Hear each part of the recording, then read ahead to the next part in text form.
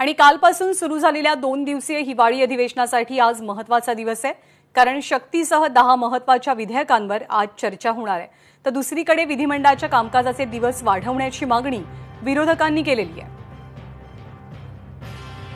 2 दिवसीय हिवाळी अधिवेशनाचं आयोजन यावेळेला नागपूरऐवजी मुंबईमध्येच करण्यात आलंय। कामकाजाचे दिवस वाढवावेत अशी मागणी विरोधकांची आहे। आज 10 तास कामकाज चालेल आणि शक्तीसह महत्त्वाच्या 10 विधेयकांवरती चर्चा अपेक्षित आहे। वैभव परब आपले प्रतिनिधी सध्या आपल्या सोबत आहेत। वैभव, आजचं कामकाज कसं असणार आहे?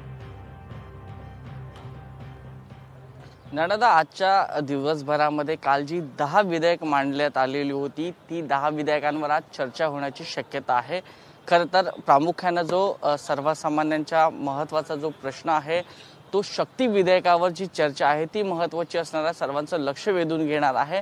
परंतु हे शक्ती विधेयक आजच्या अधिवेशनात कितपत मंजूर होईल यावर आशंका व्यक्त करण्यात आलेली आहे। कारण का शक्ती विधेयक असं आहे की ज्यावर अनेक आमदारांना अनेक मंत्र्यांना चर्चा करायची आहे। विरोधी पक्षाला यावर नीट समजून घ्यायचं आहे की कशा प्रकारचा हा कायदा असणार आहे, याने कशा प्रकारची अंमलबजावणी करण्यात येणार आहे, विरोधक कशा प्रकारे आजच्या या विधेयकाला सहकार्य करतात याकडे प्रामुख्याने लक्ष असेल। कालचा जर पहिला दिवस पाहिला तर विरोधकांनी मोठ्या प्रमाणात पायऱ्यांवर गोंधळ करून आंदोलन करून गाजवला होता। त्यानंतर शोक प्रस्ताव सादर करण्यात आले होते। परंतु आज मात्र जे काल 10 प्रस्ताव पटलावर ठेवण्यात आलेले आहेत, विरोधकांनी जर सहकार्य केलं तर आजचं जे शक्ती विधेयक आहे ते मंजूर केलं जाईल अशी शक्यता या ठिकाणी वर्तवली जाते आहे। जर गोंधळ झाला नाही, आंदोलन झालं नाही, पूर्ण वेळ जर सभागृह चालू राहिलं तर शक्ती विधेयकाला मान्यता देण्यात येईल अशी एक शक्यता आहे।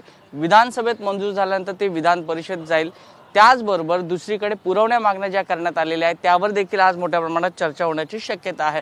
त्यामुळे आज या 6 तासामध्ये किती काम पूर्ण होईल यावर आताच काही सांगता येणार नाही। कारण का विरोधकांनी सत्ताधाऱ्यांमध्ये कशा प्रकारे जुमते आहेत, आरोप प्रत्यारोप कशा प्रकारे होत आहेत हे देखील पाहावं लागणार आहे। ज्ञानदा, वैभव, ताजी माहिती जाणून घेत राहू। तुर्तास धन्यवाद।